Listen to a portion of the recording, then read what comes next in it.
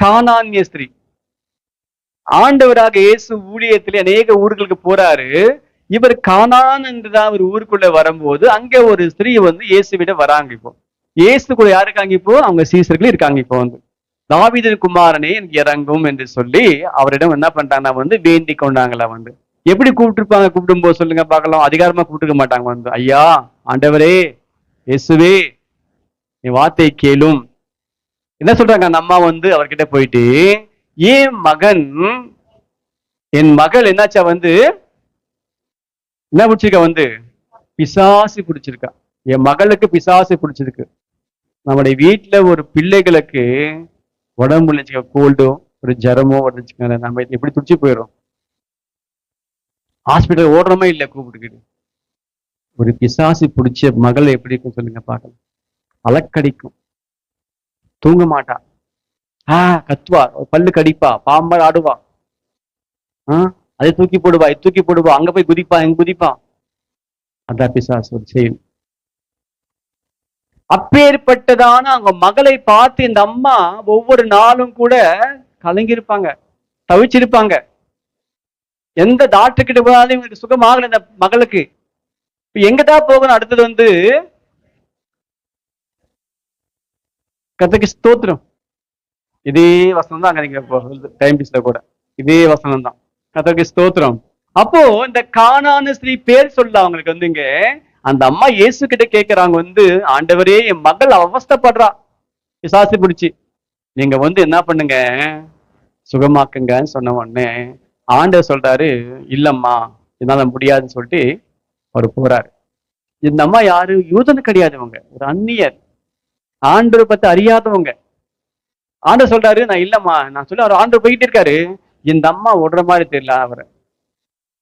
அவர் எந்த ஊருக்கு போனாலும் எங்க போனாலும் பின்னாடியே போறாங்க. இவங்களும் அவர் பார்வையில படும்படியாகவே நிக்கிறாங்க. வந்து அந்த அம்மா மூஞ்சி எப்படின்னு வச்சு பாருங்க. ஒழுங்கா தூங்கிருக்க மாட்டாங்க, ஒழுங்கா சாப்பிட்டு இருக்க மாட்டாங்க, யோசிச்சிருப்பாங்க ஃபுல்லா. வந்து என் மகளை பிடிக்காதுன்னு சொல்லி ஆண்டவர் அவங்க பாக்குறாங்க.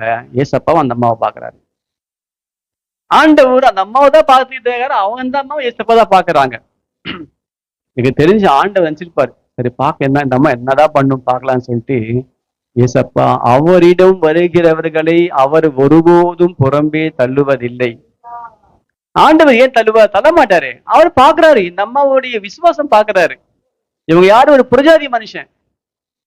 இன்னைக்கு நிறைய பேர் என்ன பண்றாங்க தெரியுமா? தேவைக்காக சபைக்கு வருவாங்க. தேவைக்காகனா ஏதோ உடம்பு முடியலையோ இல்ல பேய் பிடிச்சிருக்குமோ வந்து எதுக்காவது சபைக்கு வருவாங்க. முடிஞ்ச உடனே அவள் தான். அதுவே நீங்க ஜெபம் பண்ணாம நீங்க அடுத்த வாரம் வாங்க, அடுத்த வாரம் வாங்க, அடுத்த வாரம் வாங்க அனுப்பி பாருங்க, வந்து அவங்க வருவாங்கன்னு வரமாட்டாங்க. என்ன பாஸ்டர் ஜெபம் பண்ணவே மாட்டேன்ட்டாரு, அப்படி கோச்சிட்டு போவாங்க. இந்த அம்மா கோச்சிக்கவே இல்லை. ஏசப்பா எங்கே போனாலும் பின்னாடியே இவங்களும் போறாங்க. சீசருக்கு கோபம் வருது. இப்போ ஆண்டவரே, நம்ம தொந்தரவு பண்றா, வந்து பின்னாடியே வந்து ஒழுங்கா சாப்பிட முடியல, பார்த்துட்டு இருக்க சாப்பிடும் போது கூட ஒழுங்கா தூங்க முடியல. வந்து நம்ம ரொம்ப தொந்தரவு பண்றாங்க. ஆண்டவரே, ஏதாவது சொல்லி அனுப்புங்க ஆண்டவரே அப்படின்னு சொல்லிட்டு சீசர்கள் அதை சொல்றாங்க. அதட்டுங்க அவருக்கா அந்த அம்மா போ சொல்லுங்க. ஒரு விஷயம் நீங்க யோசிச்சு பாருங்க. அந்த வார்த்தை வந்து அவனும் சொல்லிக்கலாமே சீசர்கள் போயிட்டு அந்த அம்மா கிட்ட, ஏமா வரீங்க பின்னாடி? அவர்தான் சொல்லிட்டாரே, போங்க ஃபர்ஸ்ட். அதை சொல்லிருக்கலாம் ஏசப்பா. அந்த அளவுக்கு சொல்லாம அந்த பற்றி ஏன் சொல்ல சீசர்கள் வந்து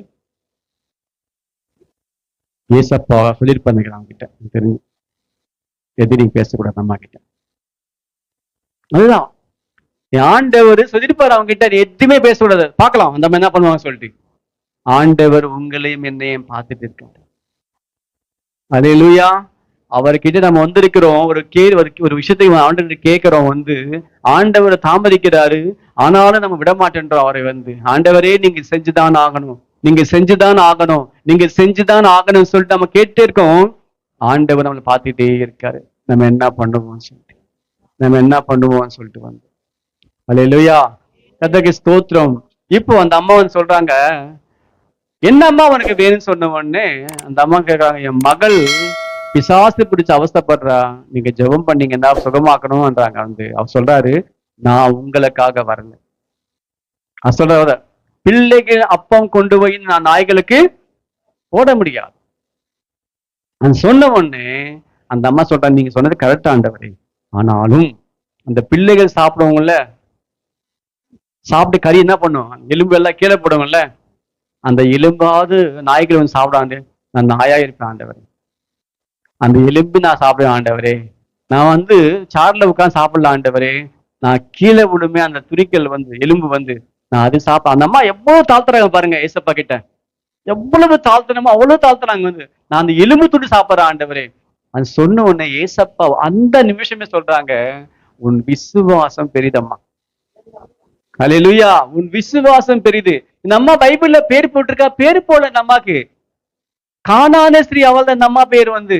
இன்னைக்கு நம்ம பேசிட்டு இருக்கோம் அந்த அம்மாவை பத்தி. அவங்க விசுவாசம் பெரிது.